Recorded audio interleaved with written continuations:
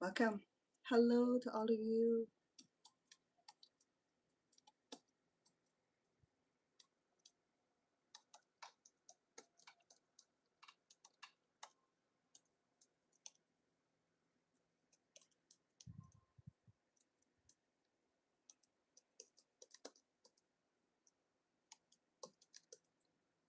Welcome.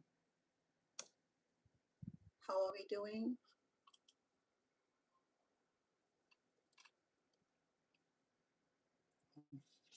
Thank you. That's nice. I love heart. Back at you. So today I have something that's been on my mind, and typically I do not react to things that I hear, I heard on social medias, especially when it comes to racial profiles or even just mocking on their own nationalities. I I usually keep my mouth shut and my ears closed and my eye blindfold because I don't typically get involved because it's it take a lot of energy out of us when we have to deal with social injustice in any culture, any race, any country, especially as an immigrant from another country such as myself. I came to America in during 1980, late 1980 as a young adult, and come to America was not easy. Okay, but the things I'm going to talk about today is probably not so much about myself, but I may referring to some of the episodes that did happen to me during the time that I'm growing up here in America. So just the last few days, okay, so there's an incident about this young lady. Okay, I want to speak in Cambodian. I want my Cambodian community to hear that I stand with my community on on a certain subject that affects the community, especially me and and my generation. Okay, let me explain a little bit why. So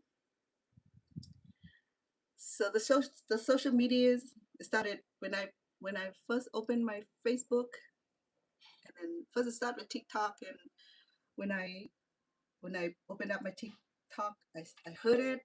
I said, what's going on here? And then I went to my Facebook. I hear the same thing, and I have not checked my Instagram yet. Um, Probably the same reaction. So this a beautiful young lady, probably in her late 40 or mid 40. I'm not quite sure. I don't know her. I don't know her.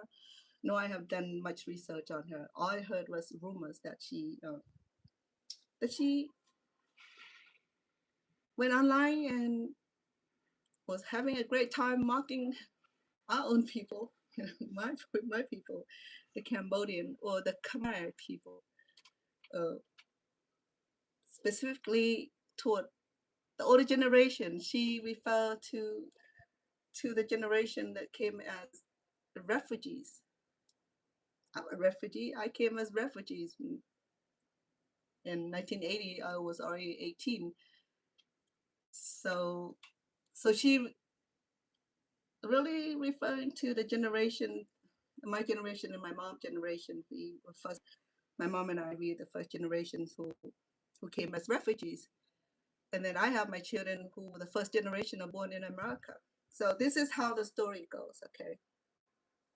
I don't want to replay her messages, but let me rephrase what I heard from the messages that she put out on the social medias. Okay, first of all, she was saying that quote, first she didn't believe that what she heard about Cambodian or Khmer women in general who live in America. She said that she's not being judgmental, she's not being biased, she just she just wanted to speak her mind, saying that the women of the refugee generations will be my generations and my mom generations who are now in the 80s, in the 90s, or in hundreds perhaps, and I'm in my 60s. So what triggered the community to be so adamant with her and to roll up the community together? We came on, my turn to came on. I hold my cool, I speak my mind a lot. That's why I learned to keep my cool, because a little thing can trigger me too. So I want to speak in Cambodian too, just to let my Cambodian community know that I stand with them, because I represent my community of all colors. So this is what she referring to. Okay, so she cannot help herself through observations that the Khmer woman in general, not in general, the Khmer woman in America are stout, short, dark complexions, as dark as, quote, black people. Okay, and so my black community, I'm sorry, I don't mean it in a bad way. I'm just quoting what she referred to. So I'm like, oh, what?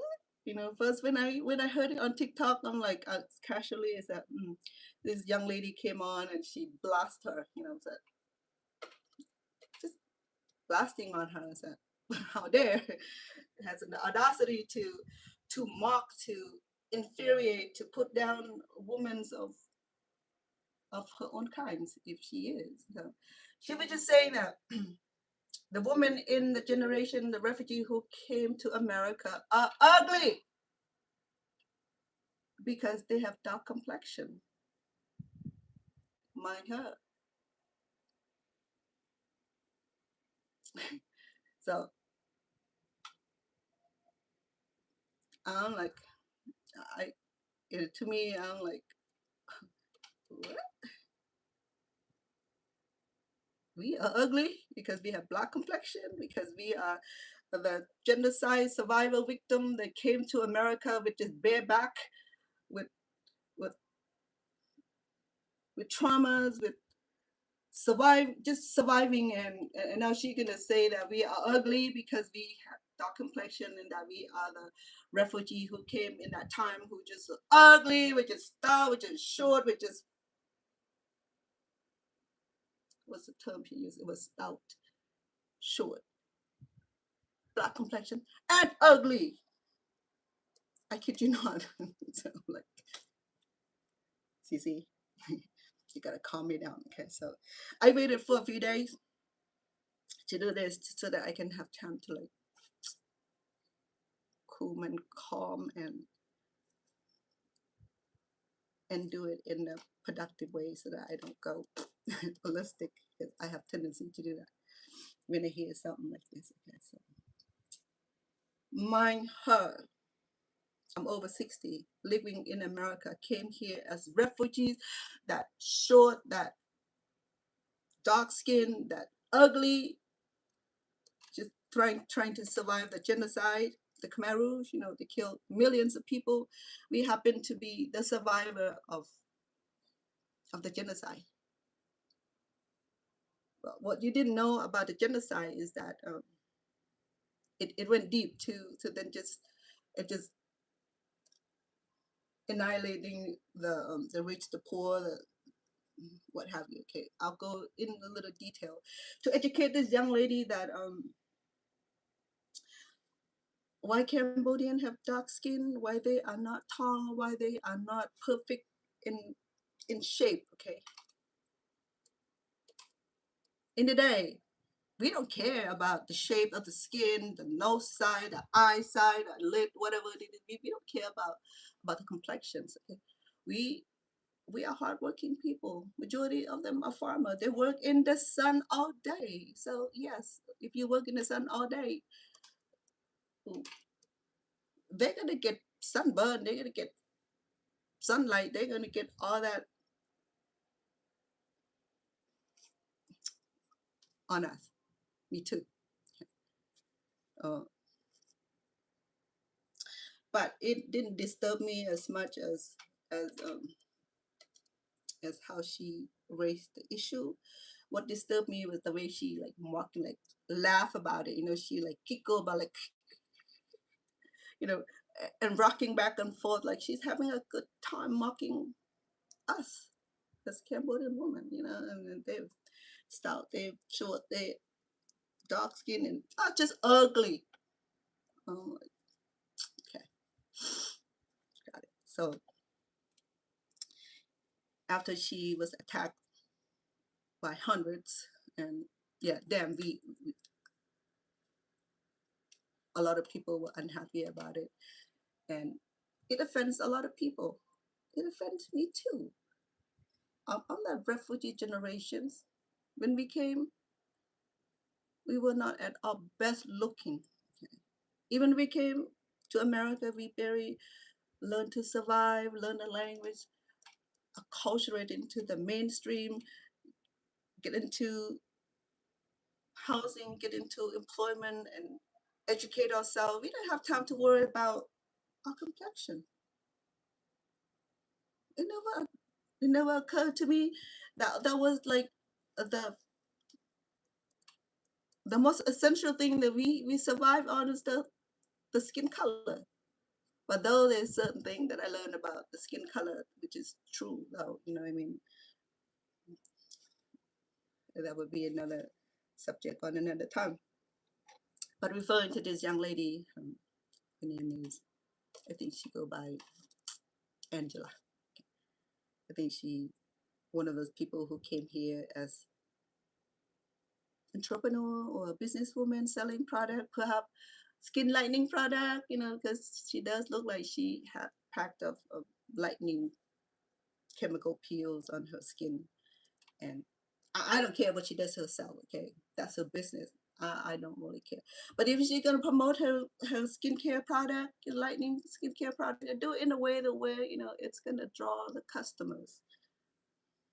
I will do that. You know, if I were to promote my skincare product, I'm not gonna attack people who have dark complexions or you know they're big, they're small, they whatever the perfection, the shape, the deformity of their shape. You know, I mean that wouldn't be right.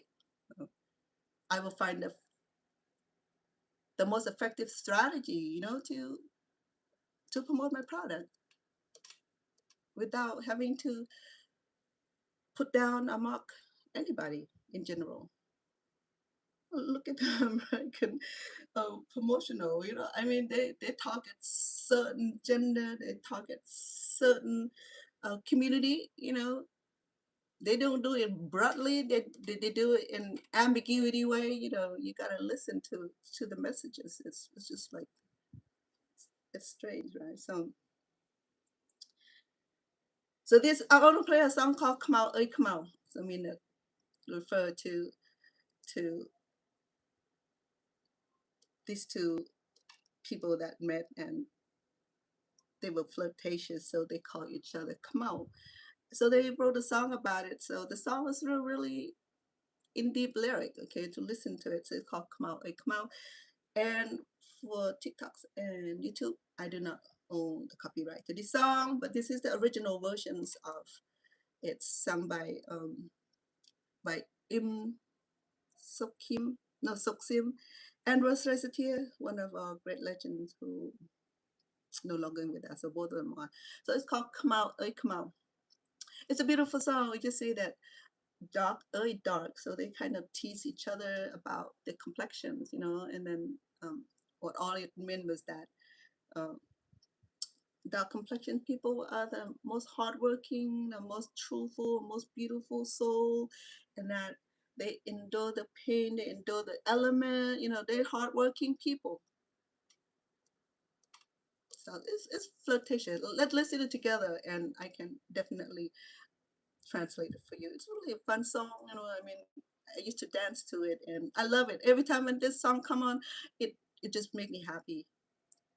It does not classify who's being light skinned or who's being dark skinned. Just these two just like tease each other. You know, they Cambodian are not allowed to court, to date. So sometimes when a song like this come on, it's see the other sides of the culture, that men and women do interact in the most like unprecedented way. You know, like I'm dark, you dark. You know, we dark people, we hardworking people. You know, I'm a sincere person.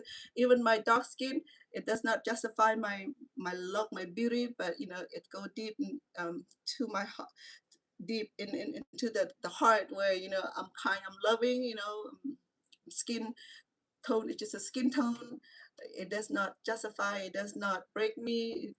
Yeah. You know, as dark as I am, you know, I'm a loving person. I will be truthful, honest to you, and then it's a duet because so Rose Recetier, the female singer, sung her part, and then the bridge part sung by the man. He said the same thing, repeated the same lyrics. Said, "Come out, come out, I mean, dark, dark." Dark such as I am, you know, it's a beautiful song. You know, the way the lyric was written at the time. I think it was this time where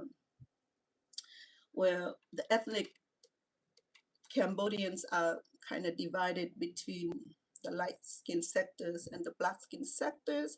So I can understand a little bit confusions why white complexion Cambodians do see the darker complexion Cambodians in a manner that not always disagree. Okay, this is what they see the dark skinned Cambodian as the farmer, the peasants, the one that work hard, the one that don't have proper education. You know, they poor, they live in the hillside or somewhere.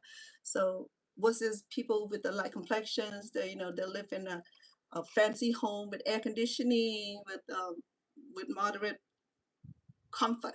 You know, they don't have to suffer, they don't have to be in the sun. So this will take me to the era why Khmer Rouge came in and take care of that. I'll explain a little bit about that, why the Khmer Rouge selected the light-skinned folk, the education folk, and re-educated them to, not re-educate, kind of submission to them into working in the field and learn how it's like to be dark skinned, to grow rice, to grow, to build canal, to work in the field all day and be in the sun all day and get darkened, and to be appreciated. So Khmer Rouge going deep because I'm not saying they were good, they were evil, but it it affects a lot of community. Okay, let's listen to this song. Say come out, hey come out. No copyright, but I'm sharing this with you.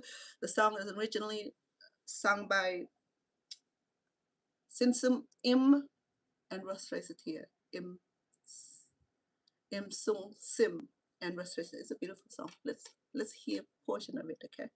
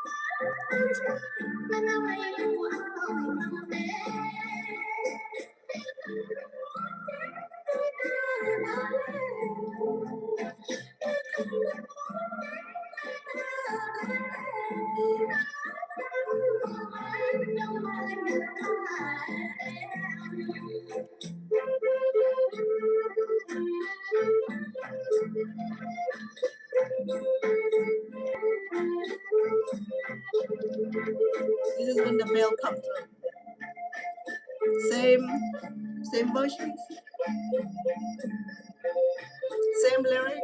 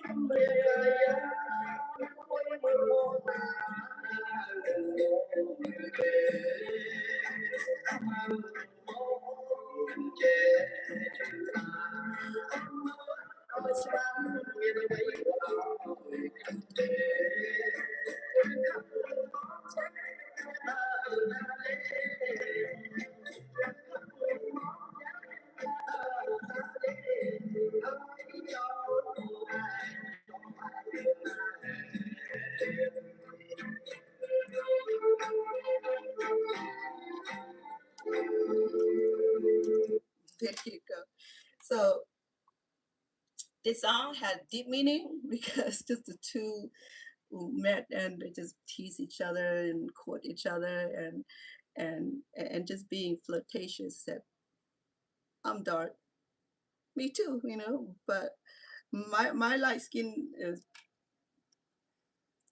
is not the issue, okay? Because I may be dark complexion, but my heart is full of love and um, full of manners, good manners. So it's one of the songs called Kamau A Kamau. I saw a lot of people who remix this song and make it a fun, flirtatious, and a form of communication. I love this song too because this song was in mid 1960, I think, when it first came out. It's one of the hit songs in Cambodian. So why this song was written, I don't have the history of it, but I only know that this song is kind of flirtatious and the two kind of court each other, and compare the skin. Um, dark complexion people got nothing to do with their behavior, their societies, anything like that. Just being dark complexion and be loving and be kind and and generous. So let's go back to this young lady again. So this young lady would like bluntly come and say, well, my generation, that include me, right? Because I'm a refugee, so you might as well include me too. And so she went on and say that, okay, um, the Aborigines, meaning that the people the Mon people, the people that came um, to discover Cambodia centuries, many hundred years ago, and they were not very attractive people, they were like short this way and this way, and like complexions, and they were ugly. Okay, she was like having a good time, she was like jokingly, she would think that was like the best joke she ever pulled on this, what you call this, called skin texture issue, right? So she was laughing, good time, she said that she's not here to mock anybody, to infuriate anybody. She's just speaking the truth. Is that the Cambodian women who came as refugees in that generation that were just short, stout, dark skin, and just ugly. So that's why I don't agree. So for me, I'm like, oh my goodness, it's not a funny practice.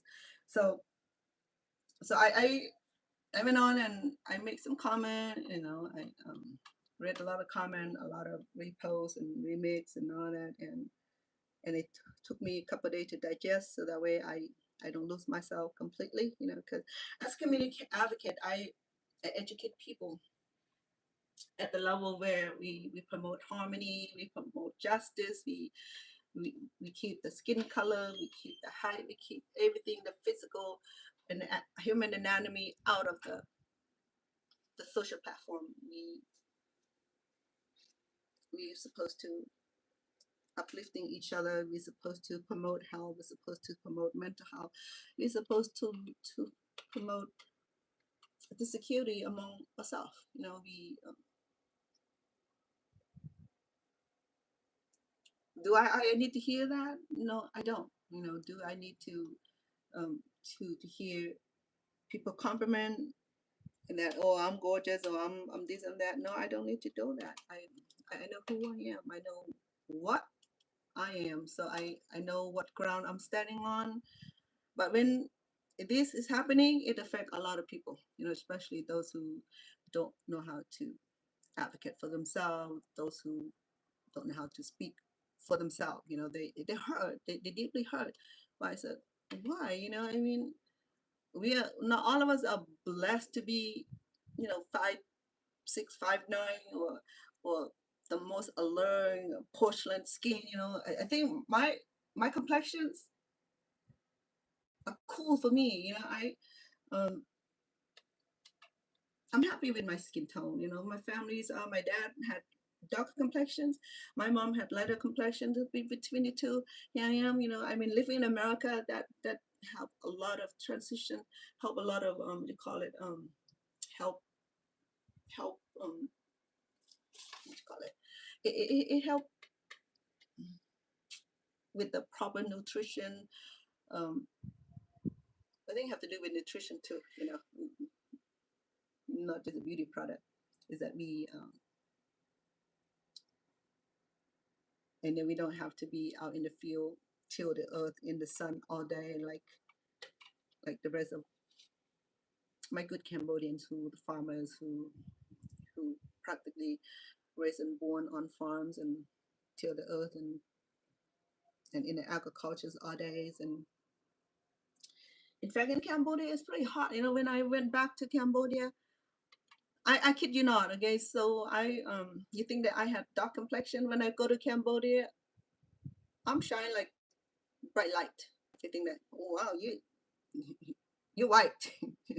But then when I'm in America, I'm not that. I'm brown. Okay? But then this is what I learned.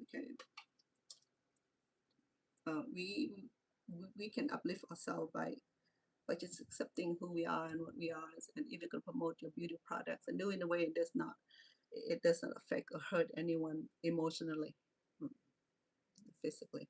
A lot of older generation, in my generation and my mom generation, we are in one generation, became we we just trying to survive and fit in into the mainstream with getting a job, raising a family and send kids to school and learning the culture, learning the language. It wasn't easy. We don't want to worry about hair color or skin tone, none of that. It never occurred to me. It never occurred to me. All we try at the time was to go to school and learn to speak the language, and so we become tradesperson, so we can become self-sufficient, so we can one day able to live the dreams of being American, being part of these great societies, not forgetting who we are, and just to adapt it and adopt it into the new world. That's what we have to do. When I was in Thailand, I have to adapt myself to being in that environment. When I'm in America, I adapted myself into their cultures also. When I was in Cambodia, I don't have to, I was born there, so I'm automatically assimilated to my own cultures. So each time when we move somewhere or go somewhere in another country that are not our own, we have to learn the language. We gotta learn how to trade. We gotta learn the culture. We gotta learn the people. We gotta learn the get the education. So that way we can blend in. So that way we can mo- mobilize and we can uplifting and better ourselves. We don't get handout all our life. You know, there's certain program that help us going through the transitions and it'll end. And after that, we have to be on our own, which is something that human have been given, that we have that ability and capability to survive on any kind of situation as long as we have our health. So let's go back to the issue why she had that. I don't really know the real reason why she would come up and mock and making fun and talk crap about the Cambodian woman who live in America. Okay. I don't know her motivation. I don't know her motives are. I don't know her at all until all this coming up. So um, um I just want to also share that okay um you know how the world divided into different parts. You know, there was Asia, there was East European, Middle East, North America, South Americas, and the Islanders and all that, and each nationality, not race. We only have one human race, okay, but we have 250 or 300 human race in this world, not race, nationality. My bad. So each nationality have their own language, have their own culture, they have their own cultural practices, religion, um, language, creeds, social class, skin tone, skin color, hair textures. You know, we all different. And and for me, growing up in Cambodia, I don't know at the time were there any of these things going on, but I just know in my family, this is what my family um, called each other. Okay, I was scrawny, I was skinny, I was a little dark complexion, so they didn't call me come out, but I'm being called me some gold, me sweat, me me chân mon, me me chơ chặt me me what you call it my brother especially, he teased me. He referred me because I'm being scrawny. So when you're scrawny, you every part of your body seems to extend out. You know, he called me uh, dry shrimp, chopstick, toothpicks, just just skinny. He didn't call me ugly, but he called me that like scrawny, toothpick, chopstick, dry shrimps, and oh, I used to get so infuriated to the point where my brother and I, we don't get along. My older brother and I, we don't get along. We fight just about any occasion. He teased me about my physical being skinny, being chopstick, being the dry shrimp, being the scone, um, uh, chili chop twing. You know, so I used to get so infuriated. My brother and I, we just fist fight every time. And then my grandmother would report on my mom, and my mom came back from the farm and she said, "No, hey." He said, "Nine." My mom, like, guess what happened today? Those two fight again. And then they go without mom asking, oh, what's going on. She went and find the stick and then started persecuting us. Typically, I would just take off running, but I'll get it when I return home. But my brother and I, we tease each other. I tease him too because you know I got to react to to the way he treated me. So I started calling him different name too. So in my family, we have nicknames we call each other. You and that because I was born near the river, so I was given the name of the river. I mean, uh, was in Thai was Klong. Then most of my family don't even know my real name. When I tell them Vanna, I say, "Who is Vanna?" But say, "Oh, it's Klong." And then, oh, oh, Clown, that little skinny. Yeah, it was like back in the day when being skinny is like it's not the best physical presentation. Okay, they feel that you're being skinny, that you're underdeveloped, and that you don't have enough nutrient or you don't have enough food, and the family are poor, and and and that's what they're trying to insinuate is that if you're being skinny, that you're not properly fat, and that you probably poor, don't have food. But in America, we embrace shape, forms, and colors. Okay, we don't put each other down whether you being big or small, tall or short, or whatever skin complexions are. They are, which is that they're trying to make it right time here and there. But in Cambodia, especially in my family, I have no control over the way they give each other the middle name or the nickname, because Cambodian don't give real name until they started school. So I didn't have my real name until we petitioned to America, and then I have a real name. Before I'm just being called Ihang, like just dry, skinny, and that's was the name that I'm known in my family. Of course, then my other sibling had name too, and my little sister, because at the time she didn't have a lot of hair, so we call her Lone, meaning that she was just like at the time her hair was not fully developed, so it was when you think about it, we laugh about it, right? But we still call her that now and then, And what else? And my other brother, he was a little taller, so we had a name for him also. I don't want to call it because he's gonna get mad at me.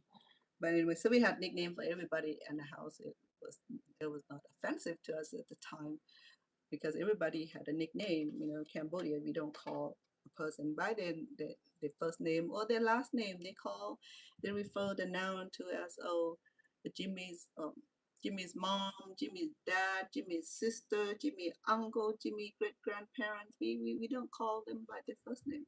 So we always referring to a noun as somebody belong to someone, or someone's wife, or Sam's wife, Sam uncle, Sam mom, Sam dad, or the person of this village, the person of that village. And so we never know each other's first name. So it was really difficult when I started working in the community when people are not familiar with their own name. It's kind of crazy that sometimes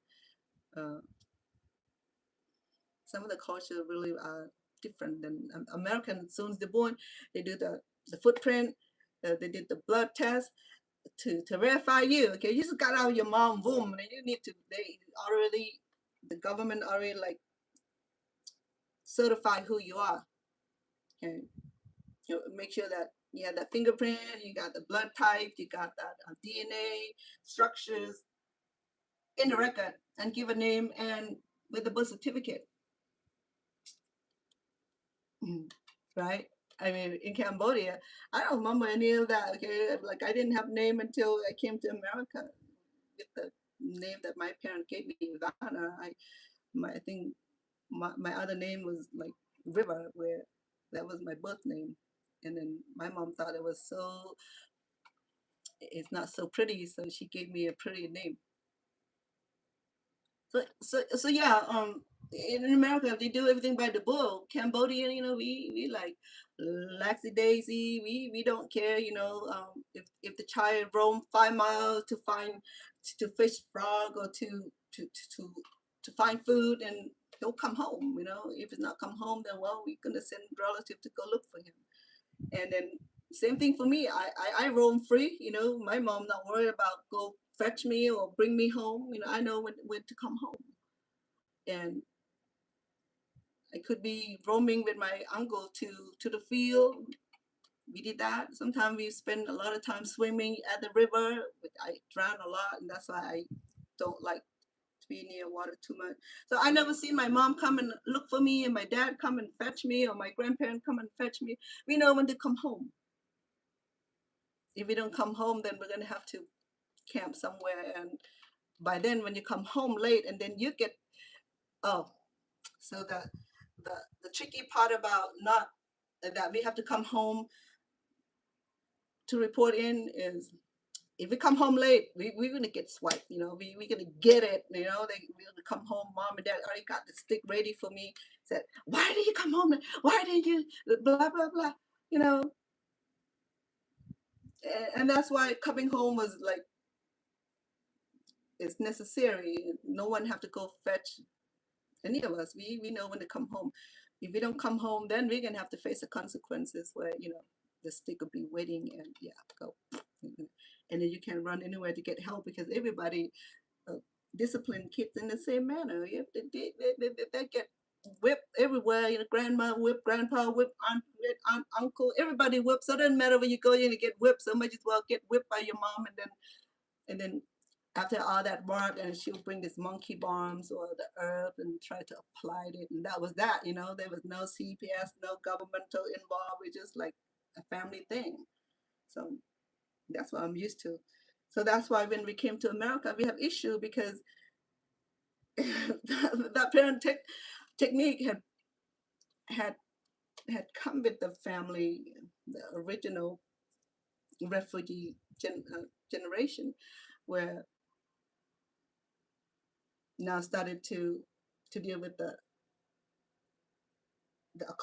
incarceration, where kids who came in younger age started attending school and learn a new culture, learn a new language and a way of life, and become a little more challenged now at home.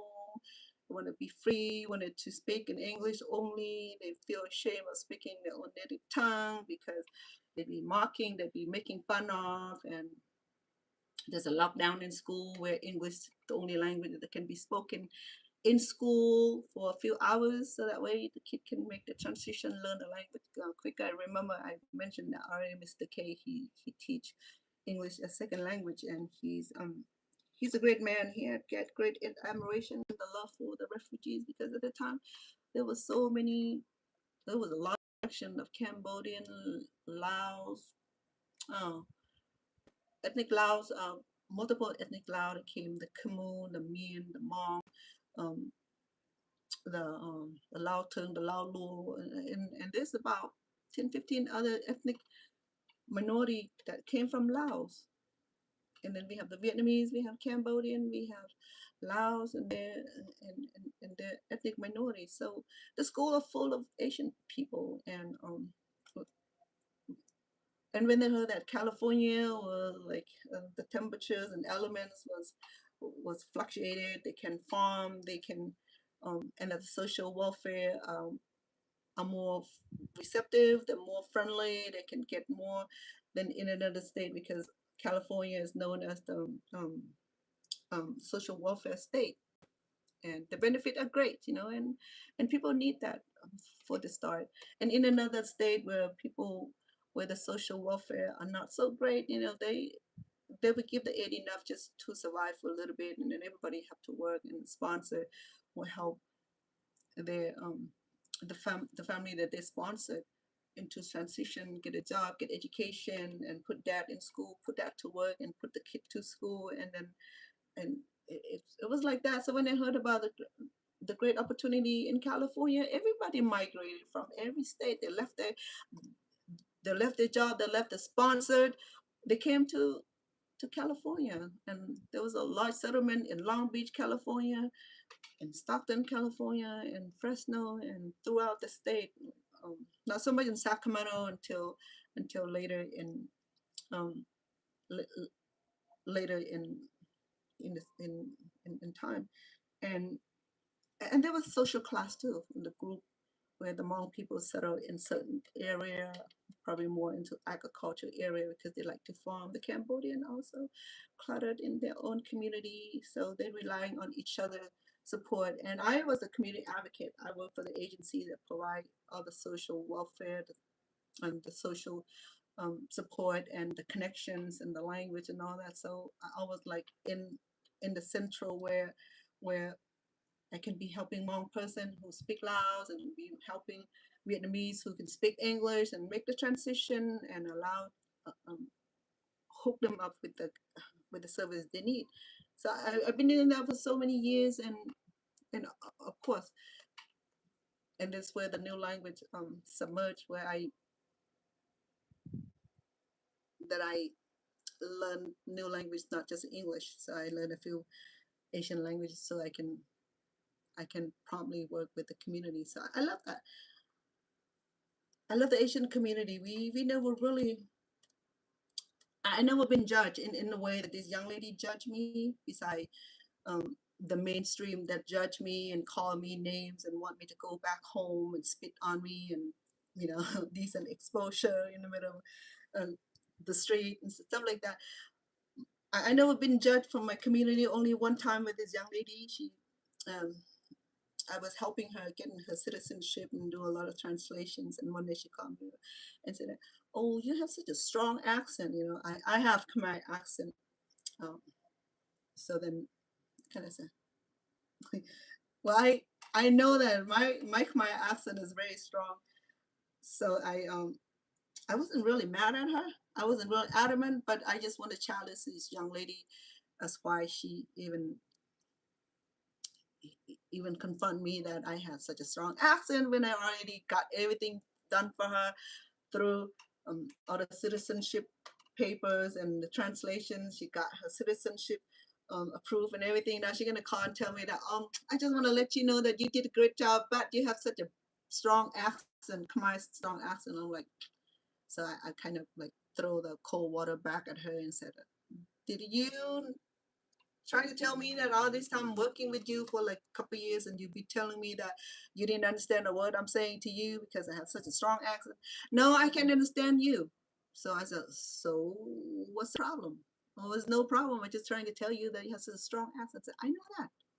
But I never have anybody come and tell me that, oh, your strong accent is so something. I can understand you. I have accent in English too, And I think the only language that I didn't have accent in, probably Thai. I don't know why. You know, I know a little bit of Vietnamese. I don't know. I probably have accent in Vietnamese too. So because when I'm here with my Vietnamese friend, she had accent too. Um she has a beautiful accent. So trying to understand her, there's sometimes that I'm sorry, what uh, so we're trying to understand each other. So what's my point? My point is that before you're judging anybody, especially of your own cultures, um, make sure that you understand the consequence of your action. What deem perfect, what deem okay to you, it will not deem okay to the people that's being offended by. Because you cannot just wake up one day and come on social media and say, "I'll tell you what, folk," you know, and be laughing and say, "Oh yeah, these people here, they just not attractive." In order to be attractive, you have to be mixed with Chinese, so you get light complexion. You have to be mixed with Vietnamese. You have to be mixed with Korean, American, or any other race beside your race to have that beauty enhancing naturally through mixing intermarriage, to put it that way. It's that intermarriage kids, intermarriage produce beautiful kid, light complexion, taller, skinnier, whatever it is. Okay, so I'm not always agree with that because my kids are the dad are Cambodian and I'm Cambodian. I'm part Thai too, but I'm I'm born in Cambodia, so I'm Cambodian. I can't say that I'm anything else but Cambodian. And my family had dark complexion. My dad is pretty dark, because he worked in a farm. And this is my mom used to say to my dad when my mom and dad were arranged. My mom was was already has a gentleman in mind that she wanted to be married to, and he had light complexion, and his family is kind of upscale kind of family, and he's educated, so he spent most of his time in school, so he never have to be laboring in the farm. So he had that light complexion, and my mom had light complexion. She was labor in the farm too, but then she wasn't dark at all. You know, she was just like blending. She had beautiful, mom has beautiful complexion, similar to mine. But but my mom used to compare me to among my siblings, saying that, well, my brother had lighter complexion, myself and my three other four other four other siblings had darker complexion. Now I think my complexion got lighter because I live here in America. I don't always be in the sun. You know, I don't have skin lightening. I don't have all that chemical peel, anything like that. It's just natural occurrence when we inside the door, inside too much under the shade, our skin kind of get lighter. Okay, but this is what I want to say is that in America, I learned that being brown skin, I get a lot of compliment. Okay, I'm not trying to to make myself look any different. Okay? So I have been approached a lot and say that, oh, you have such a beautiful skin, you have such beautiful complexions, you know. And I said, thank you. You know, I also see that white skin are beautiful. You know, it's complement with the other physical appearance are beautiful. I also see that African Americans are beautiful. You know, I see that the Middle Eastern are beautiful. I see that Chinese, Vietnamese, everybody have their own blessing and their own beauty, their own gift in their own individual way. Okay, like I said, being born in Cambodia, being picked on, being skinny, being slangy, it's always in my family, and I used to fight just to like shut them up, you know. But then come to America, I faced a new battle, you know, where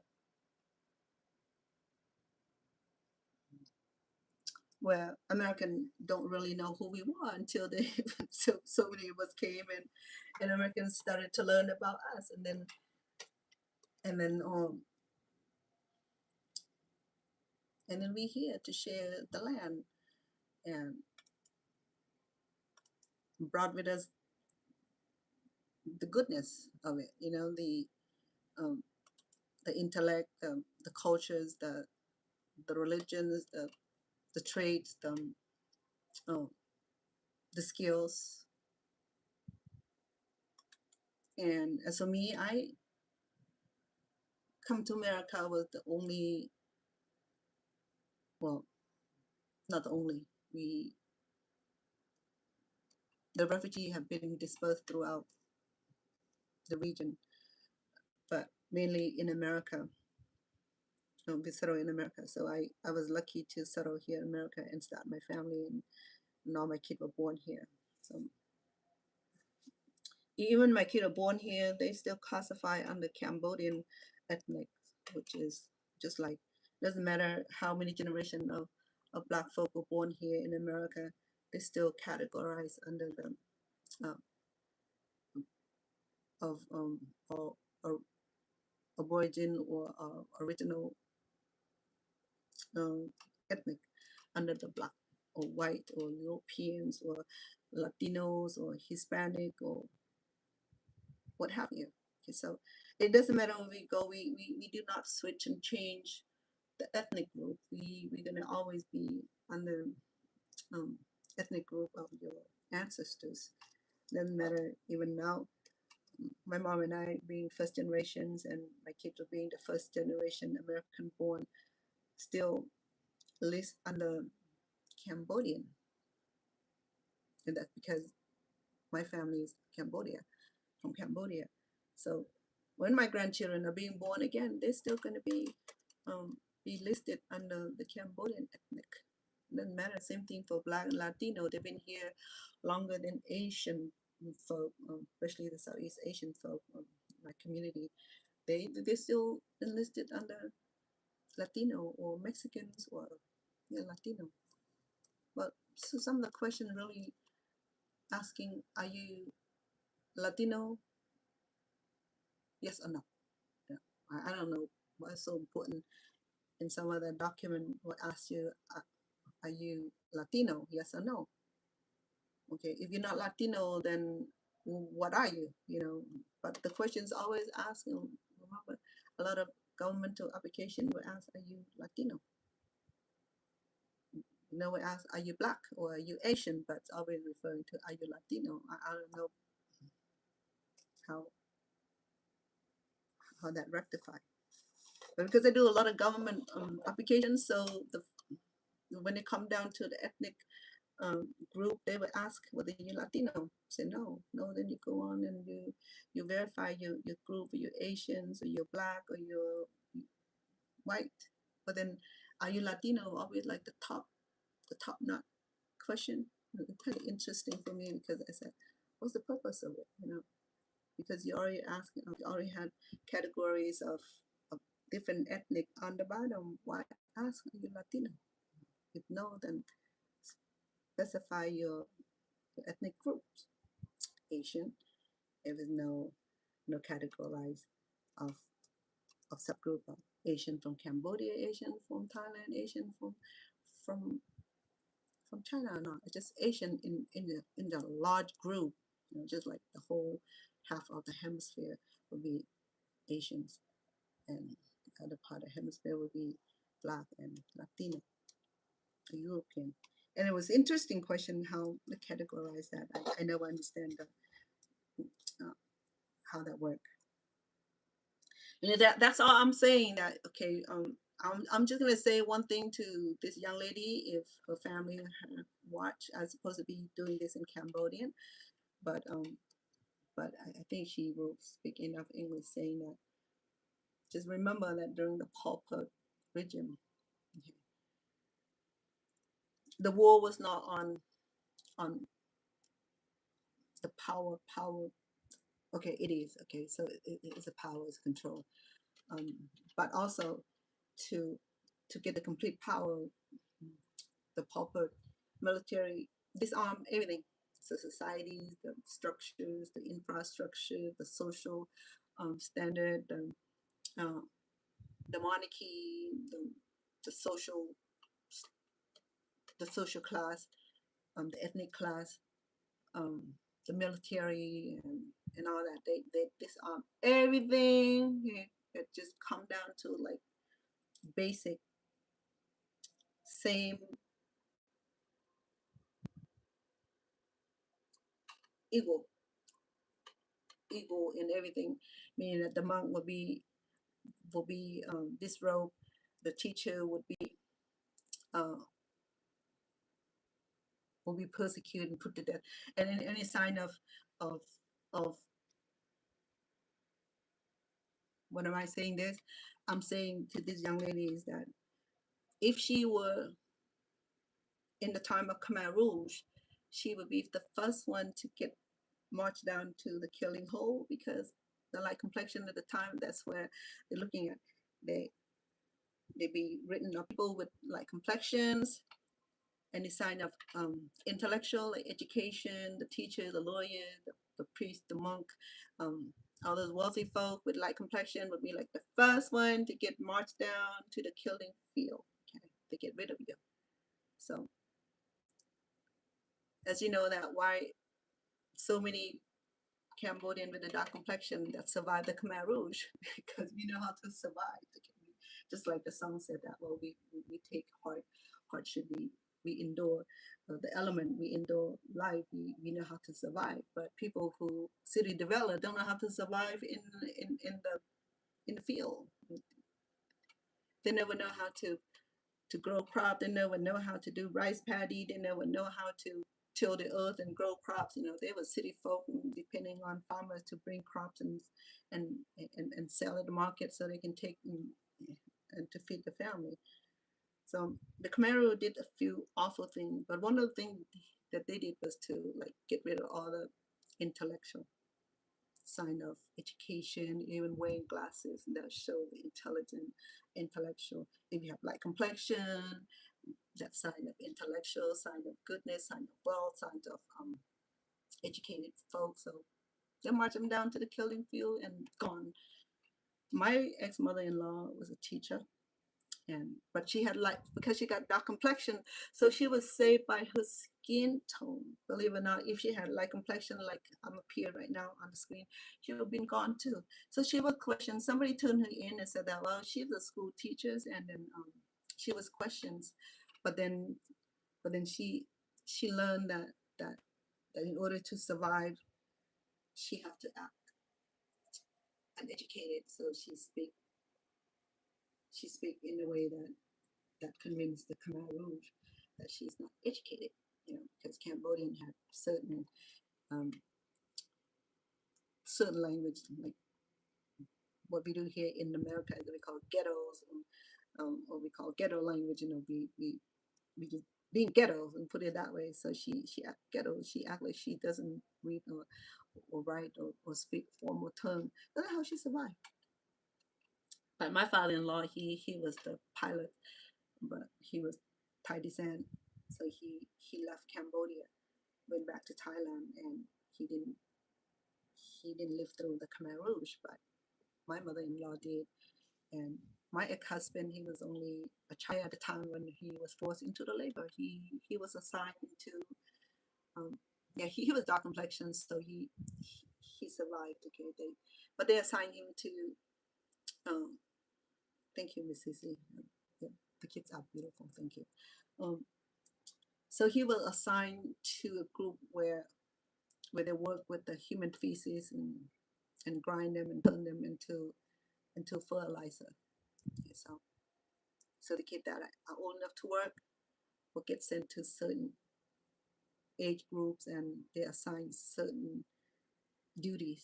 Okay, some those who older who are capable of doing toil labor, will put them into like the hard work, like digging ground and carrying dirt and building canal, or train them to be Khmer Rouge. Believe it or not, the Khmer Rouge didn't. Um, Most of their armed force were not adult. Okay, most of their armed force were the kids themselves, the young kids that were armed and dangerous. So every night, the Khmer Rouge would send the little one to snitch around um, the sleeping quarters. They put everybody into a sleeping quarter. That there may be a big shelter, a hall where everybody just lay in a sardine style. No privacy, nothing. Was no heating, no air conditioning, no no bed, nothing. Okay, it was just like the body neck to body laying after all their work, a little bit of food, and so they send snitcher to stick on people, to eavesdrop. If you hear any conversation at night about plan to escape or planning to get to a plan to do something, to plan to escape, the plan to go steal food and stuff like that. The next morning, the Anga would be the Khmer Rouge force will come in and take you. They call it to a re-education camp or education camp. The education camp refer to a place where they take in individuals and to unalive them. So when they said that, oh, I need to take your mom, take your dad, take your aunt, uncle to the education house or education camp, they know that that person will never return. They'll be gone. They'll be unalive. So just to remind this young lady that if she is Cambodian, born of the Khmer Rouge survivor,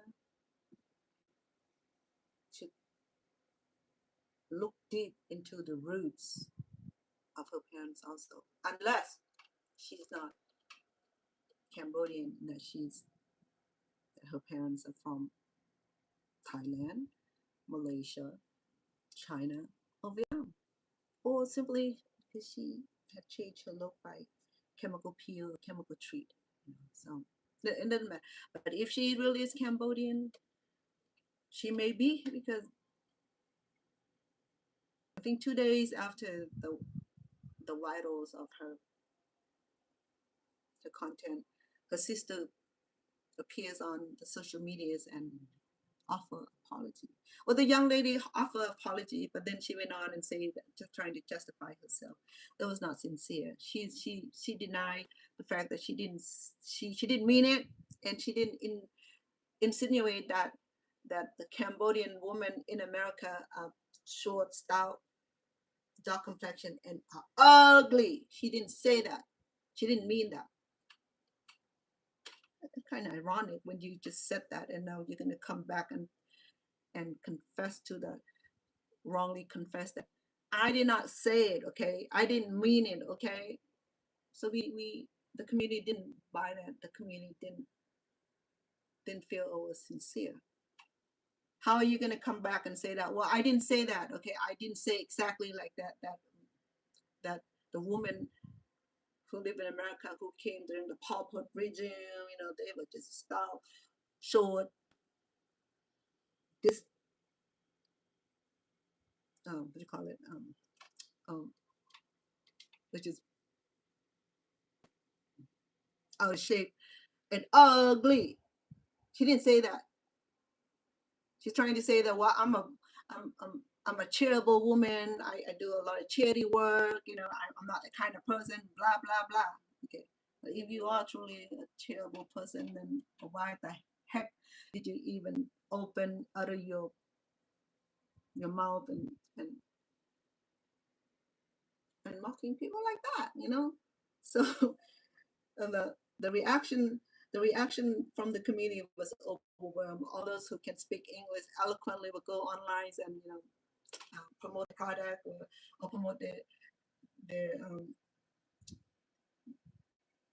the content, whatever is this.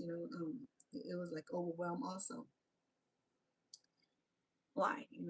And then people say, it didn't look so sincere, it didn't sound sincere, and don't try to change the subject from you being that person and not take accountability and not take responsibility of your own actions and her actions and her demeanor by saying that, well, I didn't mean that, I didn't say that, I didn't say exactly like that, but it is, and she's trying to invite those who had her content to help get rid of her content. No, one is on social media, sweetheart. It's gonna be there. People would say, I save it. I save your content too. I want to learn, why did you say such and such? It hurt me too because I'm one of those generation girl. Am I disfiguring to you? Am I short to you? Am I like even I have dark complexion? It does not bother me, sweetheart. I was born that way. My family are that way. Most of the Cambodian in the whole nation are that way until, like you said, the only beauty came from women that born of the cross marriage to the other ethnic race like Thai, Vietnam, China, Japan, that had light complexion, and you mix in and make the dark complexion, you kind of faded the dark complexion, put the dark complexion out of business, nothing left but just light complexion of woman. That'd be funny, like we all look alike, right? We all look alike. So, but then you gotta understand that it go deep in the skin tone, the skin complexion, okay? Because Cambodian are not light skinned people, because in that region, God didn't make us light skinned. We like down on that hemisphere where the sun shines all the time. Just like in Africa, in Nigeria, people are having the dark complexion from generation to generation. It didn't change them. That's just because that hemisphere they get more sun. Well, it comes from that lines of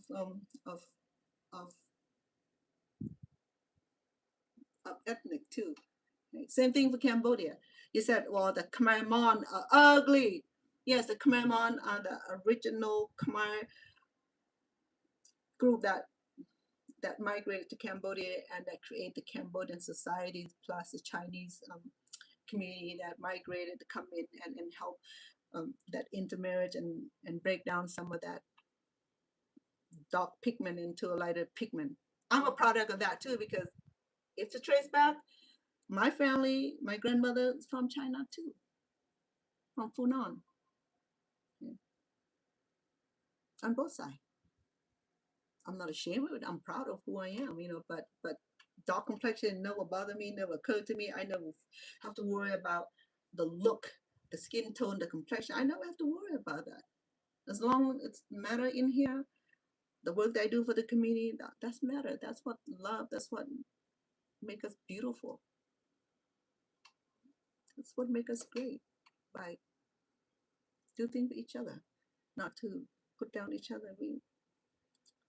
It was someone else to put me down and mocking me. I take that as a demise, because people do that. But when it comes from believably from my own community, that's it hurt. And that's why it takes me a few days to come so that I have chance to cool down and digest and try to understand the nature of her behavior, so that way I don't go ballistic and calling her name. But I just want to educate her something, that she's lucky that she's not born during the Khmer Rouge. Otherwise, she will be the first one to go. I'm sorry, sweetheart. I was saved by the dark complexion. My family was saved by the dark complexion. Otherwise, I would have been the first family, because we were in a Thai village in Cambodia. We migrated to Thailand in the early 1900, or late 1900, early 1900 or late 1800. My family migrated from Thailand, and that's why I was born in Cambodia. I'm proud of my descent. I'm proud of having that. I embrace it, even to the point where where I'm being told that I'm not Thai, when I'm being told that, or being rejected in the Khmer communities, and oh, you Thai, we don't deal with Thai, and then Thai say, oh, you Khmer, we don't deal with Khmer. So at the time I never fit in. Now I'm in America, so I'm not worried about being anything but being myself and better myself. I'm not worried about being half Thai, being half Cambodian. But I was born in Cambodia. I'm proud of being Cambodian. I'm proud of my inheritance also. I mean, I'm proud of my heritage also, where my family's migrated from China. I know that part. They migrated to Thailand and migrated to Cambodia, and they all meet and got married and produced children, and came that mixture of the complexions and all that culture that blend in and come in and blend in. So I understand that portion. But it never dawned on me that like the skin color was a major issue. But in America it does, it is. There's a black and white. It's no no gray. And then of course I'm falling to the yellow or brown. I'm not sure. So there's black and white and brown. So that's what makes us great. I think in that little salad bowl, you add a little lettuce, a little onion, a little beet, a little tomato, a little green pea, a little cheese here and there, and make that salad bowl great. Melting pot, and that's what they used to call them, melting pot. But America, uh, the prejudice, the discrimination go beyond repair.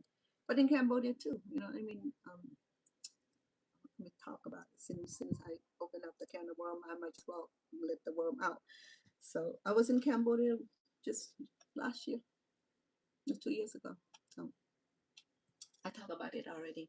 When I was in Thailand, it was hot, and I'm the only one that sweat like shower, because my body is not used to the climate. So I'll be sweating, I'll be drinking, and I start to feel like I have more wrinkle. My wrinkle is more defined, because it doesn't matter how much water I drank, I cannot seem to get my skin hydrated. I'm like drained, like drooping. I feel like I was 10 years older. It's true. It was, but I didn't realize how bad it was until I look at the photos. And, oh, notice I didn't post any of a lot of my picture in Cambodia because like I started to see more lines. Like what's wrong with me? I didn't have that many lines when I was in America. When it came to Cambodia, I sweat all day. It would to drain my skin.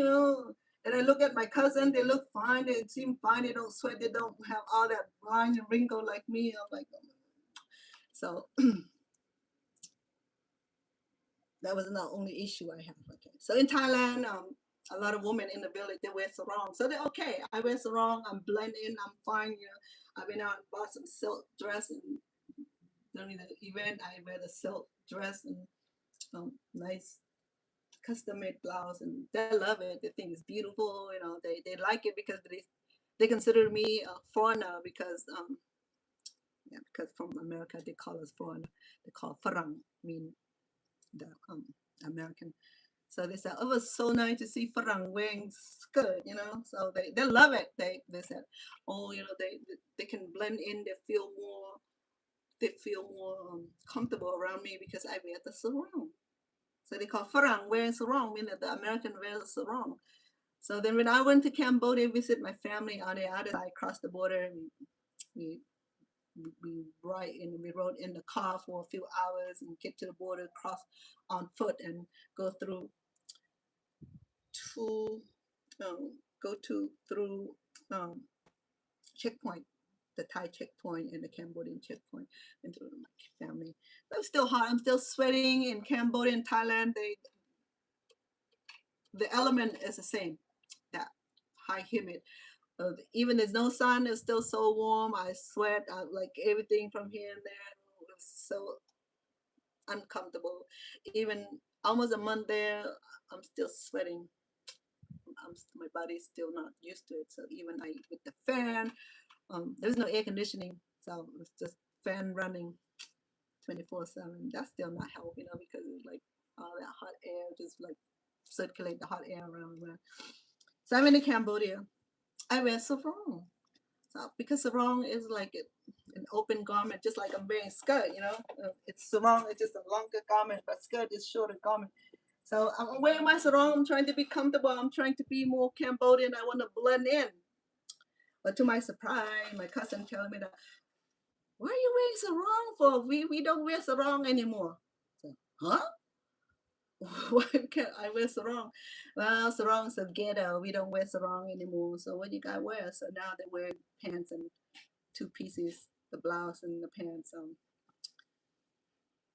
And I know where those outfits came from. I'm not gonna say nothing about that.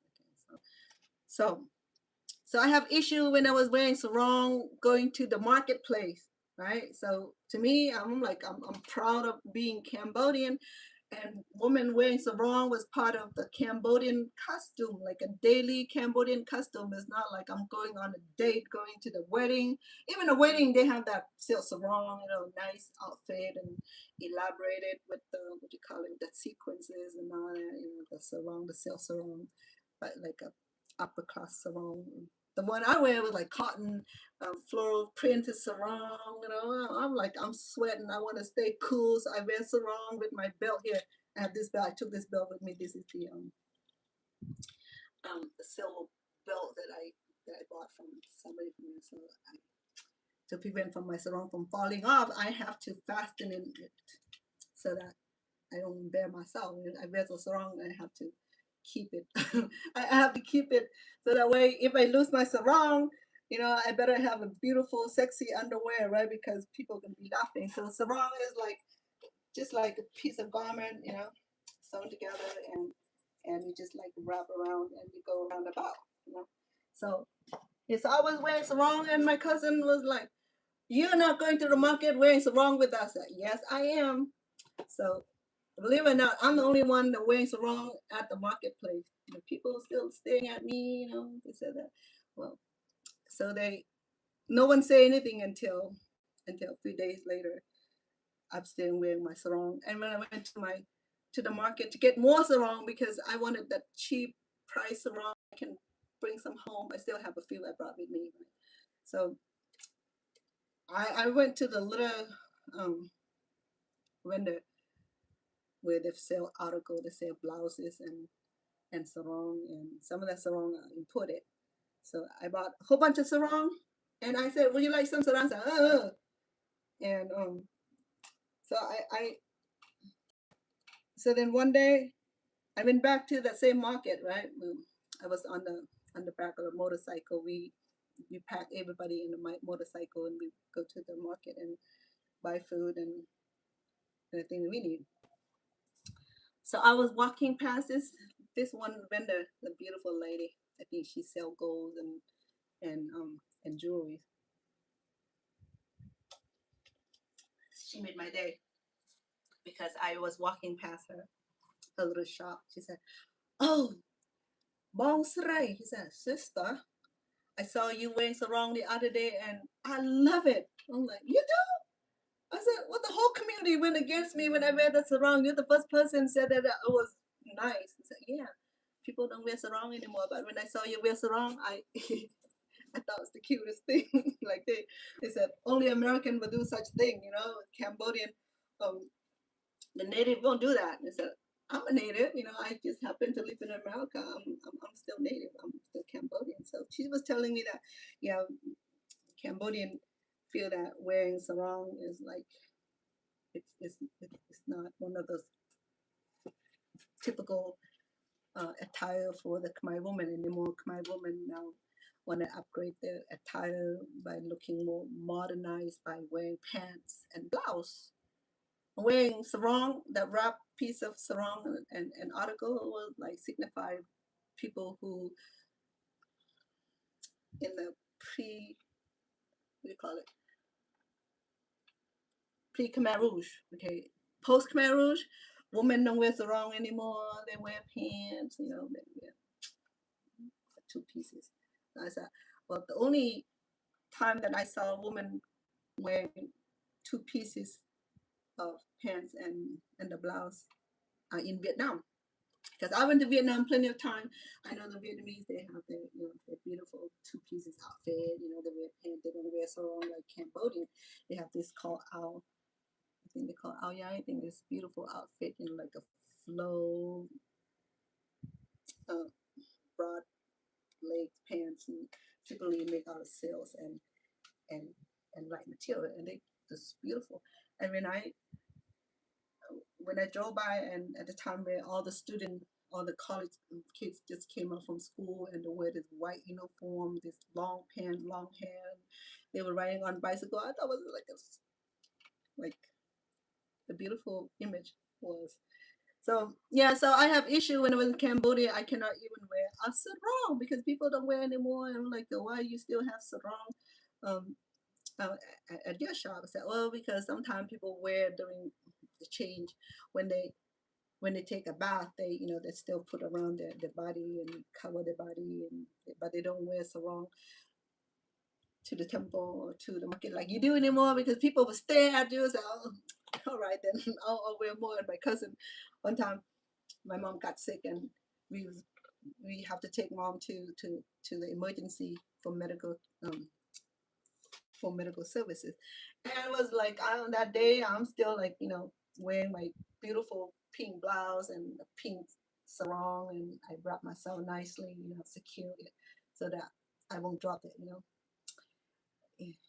Enjoy yourself, Miss CC. Appreciate it. So I step in the car. My cousin said, "Me, mean auntie, uh, can you go and change to pants, please? Change to pants." Said, why? You are now going with the sarong with me, sir. I am. Can you please go change it now because it's not a place for sarong when we go. And said, yes, I am. And he's having an issue with me. He said, can you please go change your pants? I said, no, I'm going to have my sarong and I'm going to go to the medical emergency with you, walk into this beautiful building with sarong on. I don't have issue with that. You have issue, and then you just stay in the car. I'm just take my mom in, and you won't have issue with me. I'll deal with whoever. So sure enough, right? So I went to the Cambodian Medical Center in Batamang, one of those trust medical center. I can't remember the general hospital in Batamong. It took us about an hour or two to drive there. So I walk into the building. It was a beautiful, clean building, friendly, high, all the front desk people. Yeah, they were staring me down too.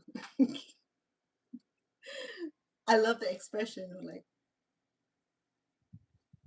and they like talk among each other.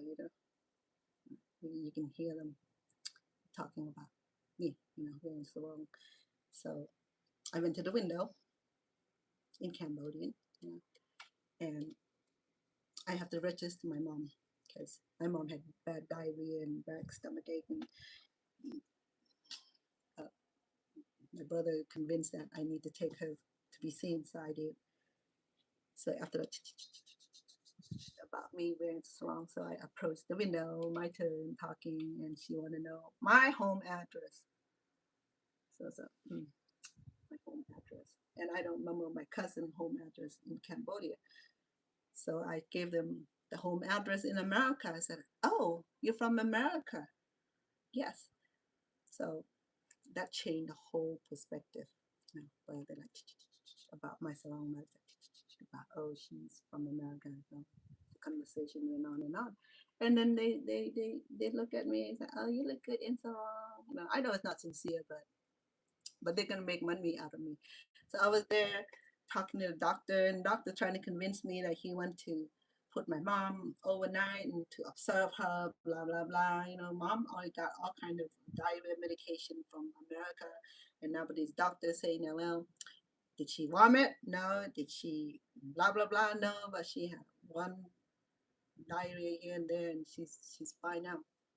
I said, well, we need to keep her to monitor her. That no, if her, so I'm just arguing with the doctor because the doctors see that dollar is coming, so he wanted to keep my mom.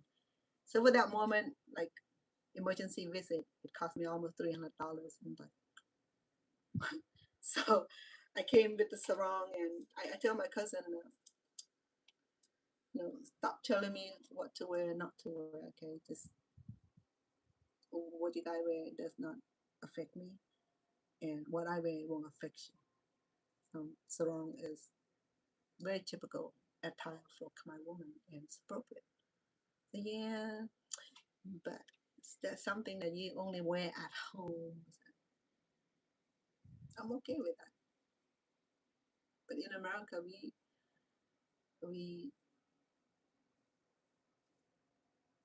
we adorn it. We in California, they even have the sarong party where women dress in sarong and show up at the party and dance all night and just have fun. So we know the value of Khmer attire. We respect it. But that's how I know the thing had changed since I left Cambodia from 1974. And when I went back in 2025, it's not the same anymore. There's a big difference. It's the transition, the cultures, the cultivations, the thing have changed, modernization, in food, in language, and in the behavior too. Because my family behaved differently. One of my cousins. Well, a few of my cousins. I'm not saying nothing bad about my family. They don't understand English that much, but I want to talk anyway. So how they the admiration for the light complexions like overwhelmed, so exaggerated, right? So one of my cousin, she does the same thing. She used skin lightening and gotten herself all all the porcelain skin color and wear large brim hat and cover her face and wear turtleneck and cover wearing um, glove and socks. I'm like I'm suffocating just wearing a sarong and a light blouses, and she's covered herself up, and that's just because she had to receive certain skin lightening treatments, and she had to shelter her body. And I look at her like, when is enough, for my woman to recognize that they were born with gifted, beautiful skin already, that they don't need to hide it, they don't need to alternate it, and don't need to to compare themselves. They're beautiful as they are. They have the beautiful brown skin that they don't see the beauty of it. In America, people will get into treatment, getting skin tan, go lie on the beach with a little string, you outfit, and just to to reach certain skin tone. But in Asia, we like automatically have that beautiful tone already. So what's wrong with us, right? It's just how we feel about each other, knowing enough, where the taboo, where not taboo, not taboo. I'm sorry. Where the pressure, where where you have to be different to be beautiful.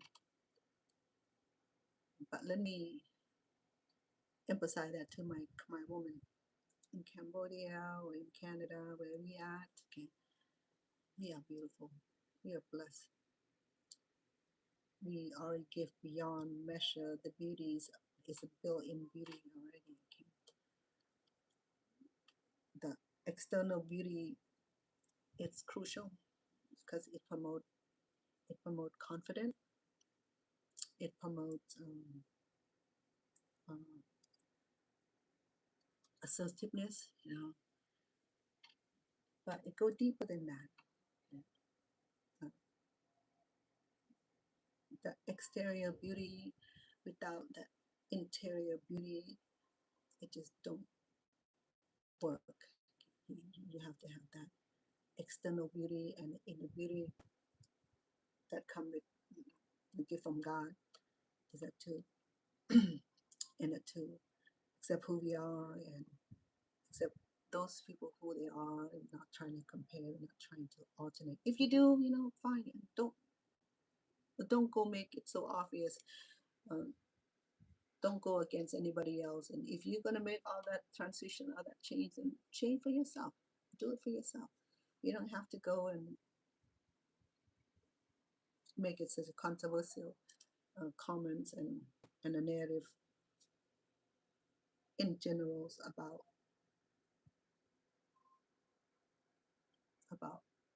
our own people. Okay, that hurt. Because living in America, I and other Cambodian women that you're referring to only deal enough with trauma, with the Khmer Rouge, with coming to America and learn to adjust, learn the language, and just living here isn't easy. Okay, it's not easy to learn a language, to live in a country that you're not familiar with, and just to survive living in a new country, let alone to worry about skin tones and all that, and the shape and the size. We don't worry about that. In fact, some of those women, they have health issues. They are not in the capacity to make changes. They're elderly people. They have health issues. Of course, we Cambodian, that complexion is never going to be alternate. Or even you can use the best skincare product, the best skin lightening. It's always going to be Khmer person. You cannot change that. You can change all that exteriors, tones, but you cannot change a person in here. We embedded who we are, and we treasure that. We respect that. I respect. I learned that when we give love and respect to people around us in the community of colors, of creed, of ethnic, of origins, of religions, of political views, we seem to live better. We don't need to mock each other. We don't need to infuriate. We don't need to put each other down so that you appear to be up higher. It said that, the oath said that whether you live in a mansion or you live in a bamboo thatch, okay, when you lit the light, you can see the light. But if you doubt the light, then everything is dark. Whether you live in a 5-story mansion or you live in a bamboo thatch cottage in the middle of rice field, When the light is out, it turns dark the same way. What I'm trying to say? I'm trying to say that just be truthful to who you are, and if you have a better way to express yourself or promote your product, whatever it is, do it in a way that does not hurt anybody, it doesn't put down, doesn't damage anybody's feelings. Okay, that's all it is. Right. Well, Kamal A Kamal. I love that song because it's such a fun song. It's a teasing song in a way that is kind of flirtatious. Okay, just men and women they court, so they just tease each other. Said, "I'm Kamal too. You know, not just you. Both of us are Kamal." And my so there are some um, black, white, and Asian in my family. We all mix. Okay, I have three. I have two grandkids that are born of black descent, two born of Spanish and Filipino descent. The rest are Cambodian. And then in my family, my sister's children are half white, um, and some are half black. So we into this in this mixing community, mix family structure.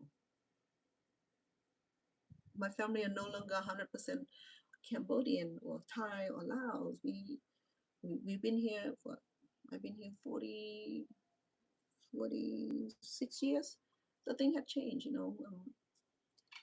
I got older, my family grown now, and I have my grandkids, and look forward to my grandkids any day.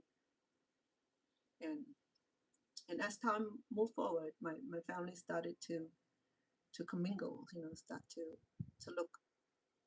look into having a relationship with other cultures, married to other cultures, and have relationship and produce offspring of other cultures, and they're beautiful, absolutely beautiful. And I'm not argue about when she refers to the statement saying that, well, Cambodian of mixed race are more alert, are more beautiful, the complexion are perfect, their skin a lighter tone, and they are beautiful. I can agree to that too, but you can do it in a way that does not affect people with light complexion or dark complexion or light complexion or yellow complexion. You can do something, you can talk about yourself. You don't have to talk about Cambodian woman in USA. And now that people coming from people were from France and UK were saying that, when you said Cambodian women who are refugees, and then you generalize, not just women in USA, though she was trying to say that women in USA who came during Pol Pot region, the refugee uh, Pol Pot regime, who came as refugees,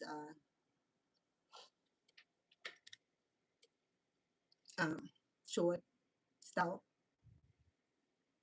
uh, dark, and are ugly, and they're ugly.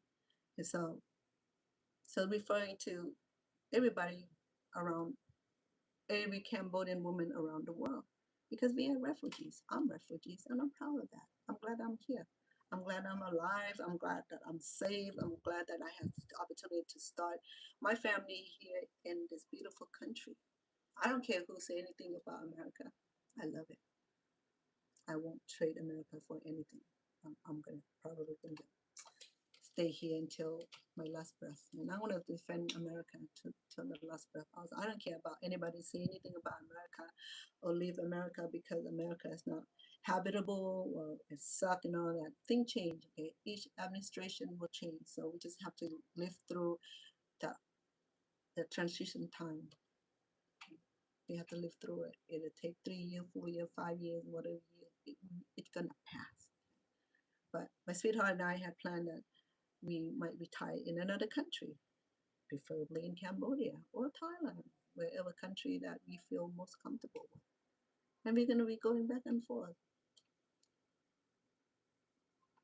But it'd be nice to be living somewhere and be able to appreciate the cultures, be able to appreciate the food, the people, and the country, and the government. So that's all I have to say. Is that this young lady, I know she apologized, but it didn't sound sincere. Her sister came up and apologized also on behalf of family. It was nice and noble of her, but still, it still lies upon the young lady, Angela, and if she needs to come back and apologize a second time and make it more sincere. Stop making up stories. Stop comparing yourself to being a saint, being whatever it is. Just come clean and apologize. And don't say that, oh, I didn't mean it. Oh, I didn't say it that way. I think that now come back and say that, trying to turn your statement by saying that, oh, I think that all Cambodian women in America are beautiful. That's not what you said. Okay, you said they are ugly. So if you need to come back and apologize a second time, make it real, make it sincere. To seek forgiveness from someone that you hurt physically, mentally, not easy, because we've gone through too much already. Living here in America, we went through the prejudice, the discriminatory, in every aspect. We live here, nothing is free. We work hard, and I heard too that, oh yeah, Cambodian people live in America, live in a poor situation, live in an apartment, cramped apartment with cockroaches. Yes, we do, because cockroaches are not from Cambodia. Cockroaches are in America and infested everywhere. The mice, the mouse, the cockroach, the pests, and all that. We deal with it. But why talk about it though? In Cambodia, have the same thing. Have cockroach, had mice, had mouse, had alligator, had snake, had all that. We never dampen it. Just saying that, okay? Just don't make it sound like you perfect and we are not, and that's not the way we treat each other. That's what I say. So I speak my piece, okay? I'm trying to be as nice, cordial, respectful. But if I overstating it, I'm sorry. This message intended to my community that you are beautiful. Nothing wrong with your skin. Nothing wrong with your shape, size, height. Nothing wrong with you. You're beautiful as you are. And that's how I feel. You make it to safety. You raise your children here. Some of them are very successful, and some of them have to send back. I'm sorry. Okay. None of us perfect. We go through the same thing. Just remember that. My Cambodian woman, beautiful. And I love being part of Cambodian heritage. I love it. I love every bit of Cambodian inheritance. I love being Cambodian. Being Cambodian. I love being Cambodian. I love the Cambodian. Everything about Cambodian. The food, the language, the cultural practices. I love about it. Even Christians, I'm still very much adhere to the culture. I love it. Everything is so beautiful.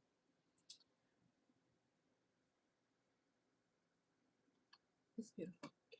So don't let one woman break us. I feel the same way. I feel bad.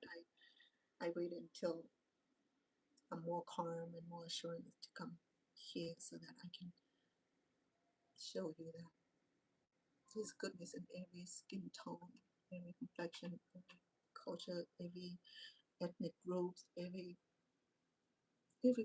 bit of us. We are special. We are beautiful in our own individual way. If you're from Africa, South Africa, North America, Japan, China, wherever you are, you're beautiful.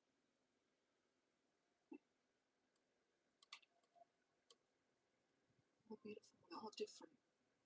God made us that way. God put us in certain part of the country, a certain part of the world, and give us a certain traits. Okay? Some of us had taller nose, some of us had flatter nose, some of us bigger eye, no lashes, and all that. That's part of God gift. That's part of who we are, where we came from, where we were born.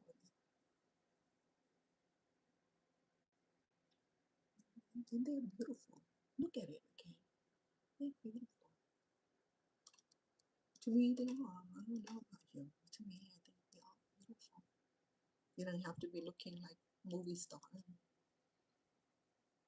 You know, a little bit of makeup help. You'd be surprised too. Me without makeup, you know, I'd be looking like, you know, natural is beautiful. You know, all my sisters are natural.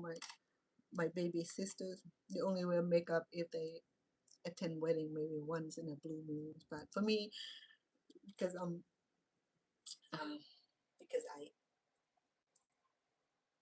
do YouTube and I do content for a living.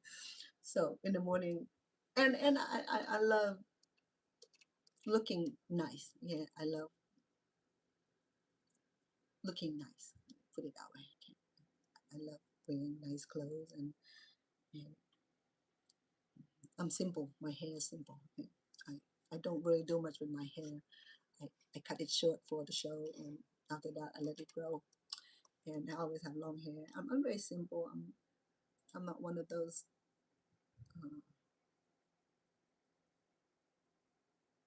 uh, sophisticated woman. You know, I'm not sophisticated. I'm plain. I'm down to earth. I it just simple, simple. It's simple. And yeah, a little makeup. You know, just a little color, so that way, so that way it look good in camera. You know, other than that, I I'm feel fine with about myself. You know, I'm proud of who I am and what I am, and where I came from. And I'm proud of my family, and I'm thankful to my parents that have brought me here to America. I'm proud of my inheritance, my family, and my DTs and who came before me, and especially here in America and with great peoples, and got a chance to work and serve my community. I'm still here working still in the community for the community. You know, and that's what make it so beautiful. Is that the love, respect, and the rapport I have for my community is so deep. And that's why when this come about and I can no longer stay silent, I could. A lot of time I stay silent. I stay away from political correctness, and I stay away from any kind of um,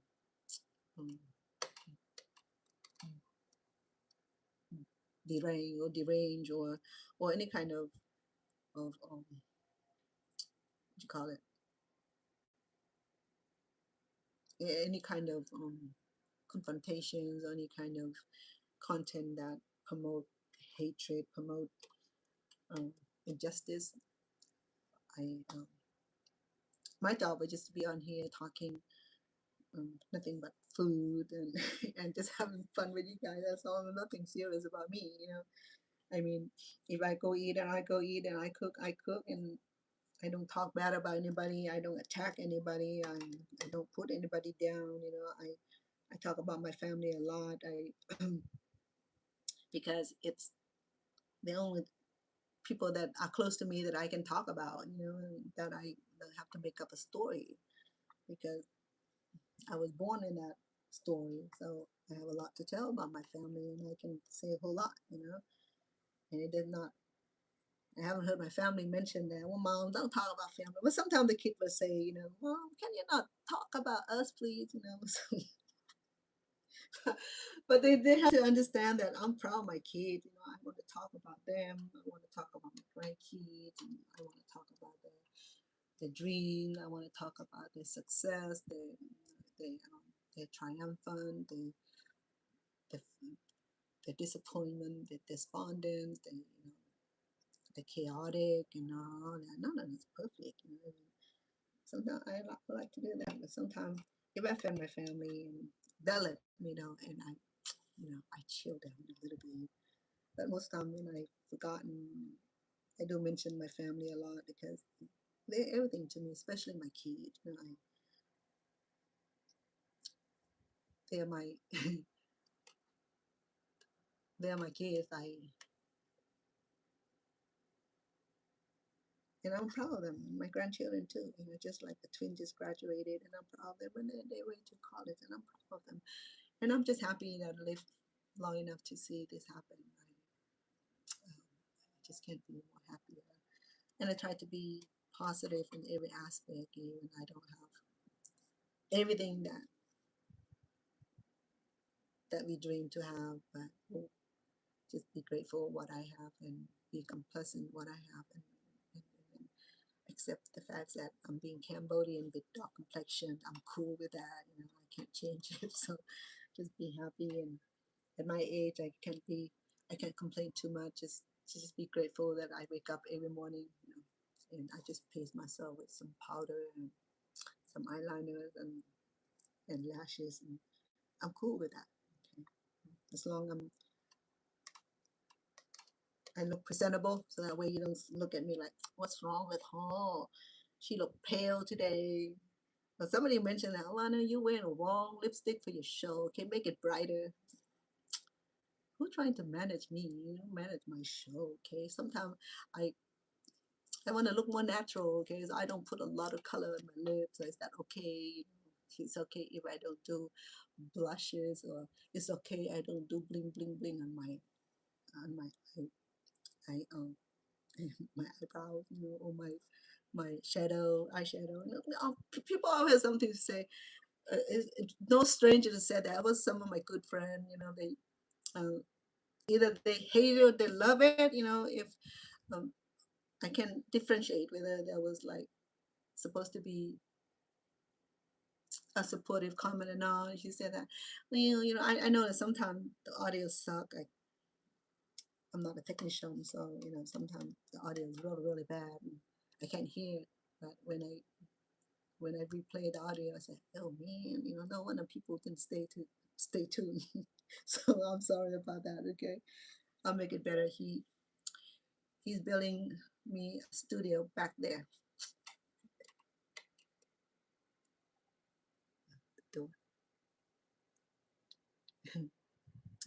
There's a little closet like back there, so he's building it so he can install some of the equipment to help with the audios and with the sound, with the images and all that. But when I'm doing cooking, I can't be in there. I have to be at the second floor where the cooking equipments are. And now with the tile floor, the volume kind of throw off the ecosystem. You know, it's kind of it sound different now. It it doesn't have the acoustic. It's already had like muffly kind of audio that it happened a lot. But now it had that echo sound because nothing balanced the outcoming or the reflections of the audio. So now I have not tried yet since the floor is done. I did it outside. I barbecued. I think that's what I'll be doing next too. I have my steak marinated. I was supposed to be barbecued today. I'm waiting for the sun to go down because it's getting really hot. I don't like to charcoal up and then have to deal with the 100-degree plus and deal with the chunk with the grill, you know, burning. So I'm gonna wait until the sun go down. Maybe I'll log back on here and grill my steak. I think it'd be nice. I had like 3 pounds, no, 2 pounds of London broil. I'm gonna, I'm gonna, I am going to try it outside. I love that. It's my sweetheart the other day when Mama was out there cooking, um, grilling my beef on the skewer and the chicken wings and the vegetables. And he said he loves it. He loved the textures. He loved the aroma of the flambe, you know, that charcoal soup, the, the barbecue, the grill aroma. It's that burn, the sizzling thing. that make food great is when you charcoal it and let it cook slowly and let the smoke seeping in and taste it. You can feel that smoke. I think that's the best part of grilling is that you you'll be able to smell the aroma of the grill, the charboil.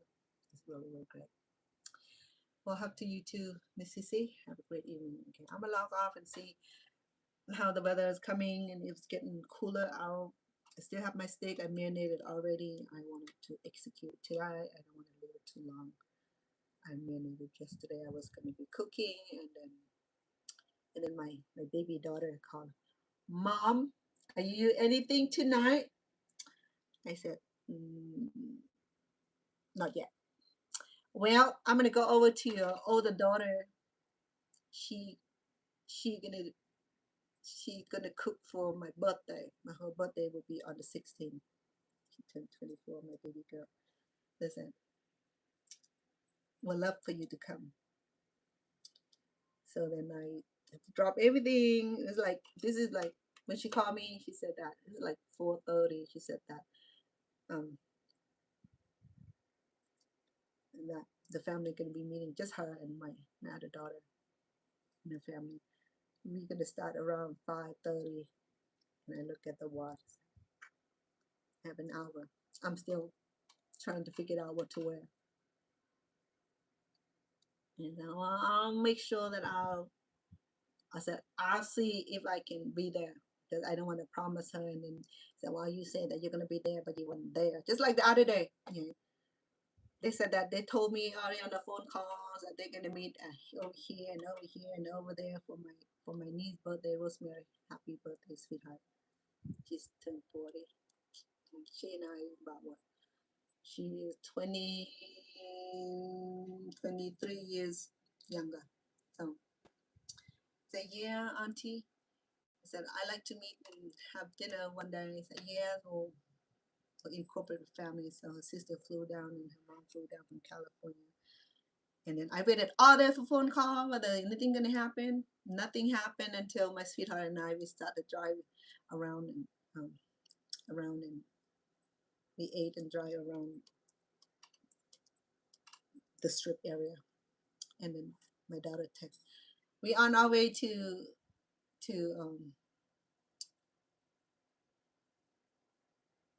the restaurant. I said, gee, I waited all day to see whether I didn't text anybody. I just waited for them to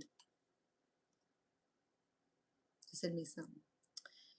So it was like 8:30, almost 9 o'clock. My daughter texted me and said, I'm on my way to the restaurant, and the girls are heading there to the restaurant.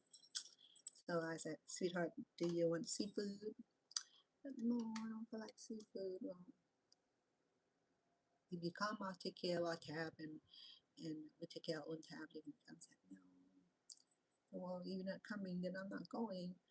And then I text back said, where's the place at? She gave me a restaurant automatic thing that I'm gonna have the address because the restaurant there are more than one restaurant, and so I have to drive to location A, location B, location C, and look for the car or something like that. So no response until about 10:30. And she said, well, we just finished eating, Mom. I couldn't call you back because my hand was dirty. My hand was soiled. No, my hand was, was dirty. Then she smothered herself with the crab leg or something like that. So, but we on our way to this casino. I said, well, that's a long way drive. And I look at the clock. I don't want to drive over there like 10, 15 miles, to the casino so I can see my family. So I said, I don't know. I don't want to drive. I didn't say no. I didn't say yes. I said, I don't know. I don't want to drive. So that's like a formal way to say no. And then I didn't hear back from my niece. I don't know if she got mad at me because I wasn't there with her sister and her mom flew to California. I was supposed to meet with them. And then later on, I asked my daughter, I said, well, how was the dinner? How was the casino? Did you get any luck? I said, no, I didn't go, Mom. I left after the dinner. I was so tired. but then but your niece went to this casino and that casino, so they went to several casinos. Oh, I'm glad I didn't show up. Right? So so this week, July, so many birthday in July. Um, in a few in August, and my older daughter will be in September when she turned 40, and I'll be excited. Turn 40. My oldest will be 40. Goodness, I must have lived a long time, right? But anyway, I'm gonna get ready and see if I'm gonna be cooking tonight and see about if the weather is getting cooler, and I don't like to be out there. It's on the balcony with the chaboy, with the broiler, with the little barbecue stand that I got from the family, from the friend. It was really cute, and I successfully made something out of it. It was really nice. But we have a big one in the backyard, and I can't carry it up in the balcony, the second floor. It'd be too. I don't know what the neighbor would be thinking about. But I saw a neighbor who had huge, who placed a big um, barbecue stand. I mean, the grill up on the patio on the second floor, the balcony is second floor. They did that. I thought, that was nice. But I like that little cute portable um, grill. It was really, really good.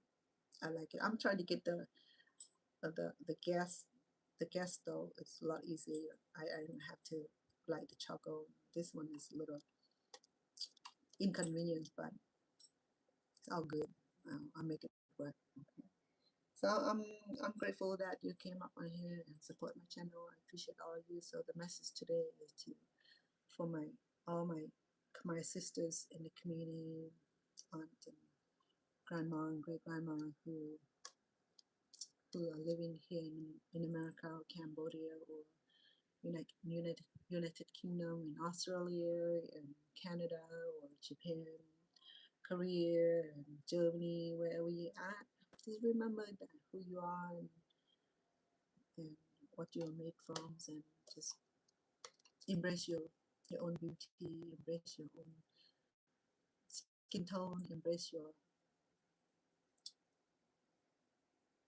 ethnic background. Okay?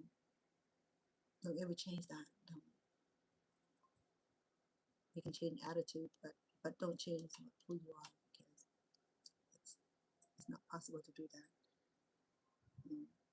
And that you're all beautiful to me, and I love and you're nothing but best wish to all my Cambodian sisters. Okay? And that you're beautiful, just the way you are, and don't let anybody here in this soul tell you otherwise that you're not. Okay? You're beautiful. Take care and love all of you.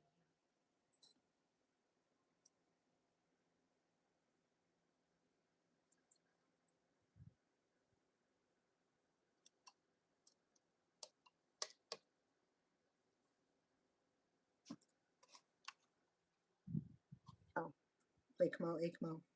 Sorry. Ekmal song.